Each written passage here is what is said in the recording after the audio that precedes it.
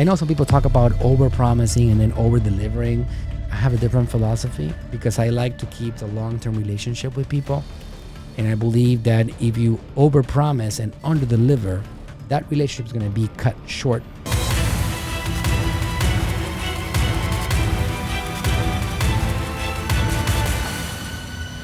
In the world of marketing, if you are servicing people and you're trying to help them get results, the number one thing that could put you in trouble with that particular client that you're servicing is false expectations.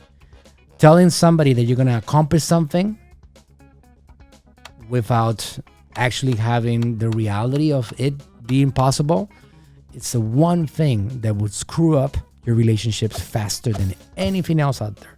I'm telling you from experience. I was, fortunately or unfortunately, depending on the viewpoint, spoiled by two incredible human beings. My father, he was an incredible content creator and I would take him for granted. He was what I like to describe as a unicorn. So you could say he was my first client in the world of marketing. And one of my first few clients was another content creator that is also a unicorn, and his name is Dr. Eric Berg, and he's still with me today. These people, you cannot try to be like them because they don't really exist, just like unicorns don't exist. It's quite strange. There's a few of them out there, but you're looking at in the millions. You really are.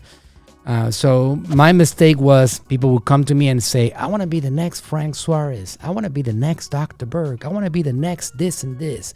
And I would be like, absolutely, let's go. Let's build it for you. And I would utterly fail, man. I would utterly fail. And it would disappoint people. And some of these people were incredible people. They were great content creators. They had great businesses, great brands, great messages. We're not going to go into specifics here.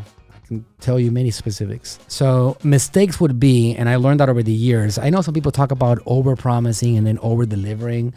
I actually I have a different philosophy because I like to keep the long-term relationship with people. And I believe that if you overpromise and underdeliver, that relationship is going to be cut short. So yes, don't be Debbie Downer. Don't be negative about it. Don't be dark about your ability to help them. But still, temper those expectations always and say, look, this is a challenge, building that world. Like I was just dealing with a client right now, and actually a really good friend of mine. I said, look, if you're not willing to put in the work every day of your life, if you're not willing to give me 7 videos of such and such length, if you're not willing to do this for me for a whole year without having to worry about, oh, where's the revenue? Why didn't you turn me into Dr. Berg? Then don't even come over here. Don't hire me. Save your money because it's not going to work.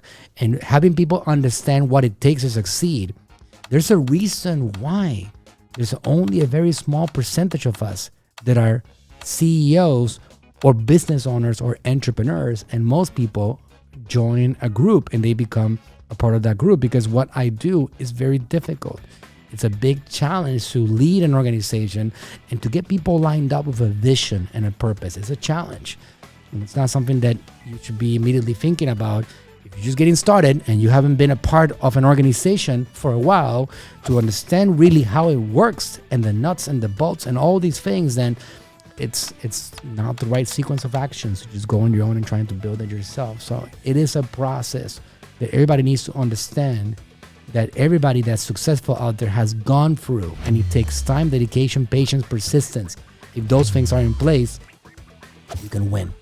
If they're not in place, you will potentially have a tough time and a wake-up call in this particular area.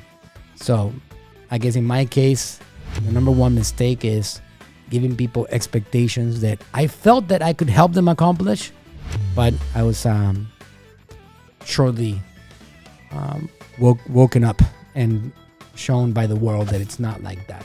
And we got to travel the road, and not everybody's exactly the same. So we all got to travel through a path. That's how it works.